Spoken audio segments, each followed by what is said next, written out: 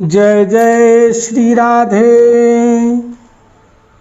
श्रीमद् भागवत गीता में भगवान बोल रहे हैं कि हे पांडव, प्रकाश और प्रवृत्ति तथा मोह ये सभी अच्छी तरह से प्रवृत्त हो जाए, मालूम हो जाए, तो भी गुणातीत व्यक्ति यानी मनुष्य इनसे द्वेष नहीं करता।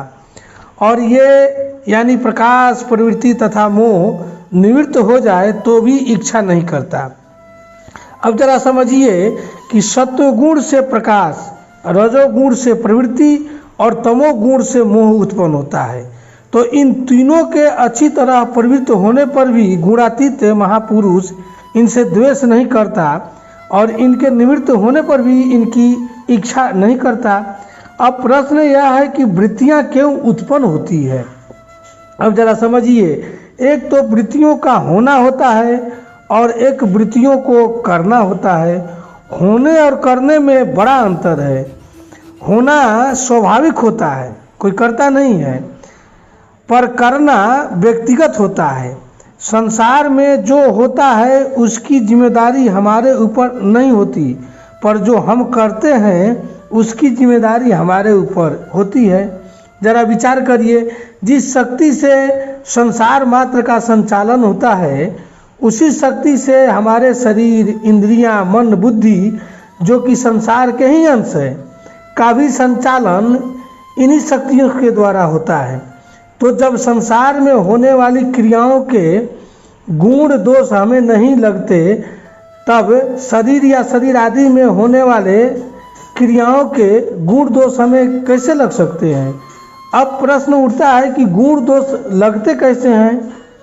तो जब कोई जीव स्वतः होने वाली क्रियाओं में से कुछ क्रियाओं के साथ मनुष्य राग द्वेष पूर्वक अपना संबंध जोड़ लेता है, अर्थात उनका कर्ता बन जाता है, कोई भी क्रिया का कर्ता बन जाता है, तब उनका फल उसको ही भोगना पड़ता है।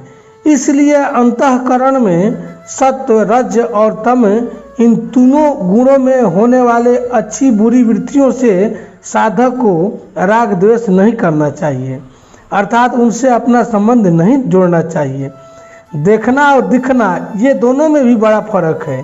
देखना में हमारे द्वारा करने के अंतर्गत होता है और दिखना होने के अंतर्गत होता है। तो विचार करिए, दोष देखने में होता है कि दिखने में नहीं। अतः साधक को यदि अंतःकरण में खराब से खराब वृत्ति भी दिख जाए तो भी घबराना नहीं चाहिए। अपने आप दिखने वाली होने वाली वृत्तियों से राग द्वेष करना, अर्थात उनके अनुसार अपनी स्थिति मानना ही उनको दोष देखना है, यही बंधन है। साधक से भूल यही होती है कि वह देखने वाले वस्तु को देखने लगता है और फंस जाता है। भगवान राममानस में कहते हैं, सुनहु तात माया कृत गुण और दोष अनेक, गुण यह उभय न देखियहि देखिए सो अविवेक। भगवान कह रहे हैं कि हे तात, माया के कारण इस संसार में गुण और दोष अनेक दिखाई देते हैं।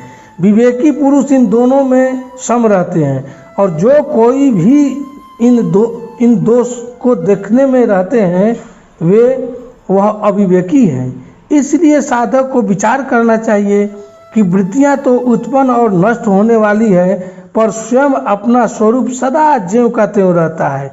चाहे जैसी वृत्तियां आए उनके साथ अपनी एकता नहीं माननी चाहिए। जय जय श्री राधे।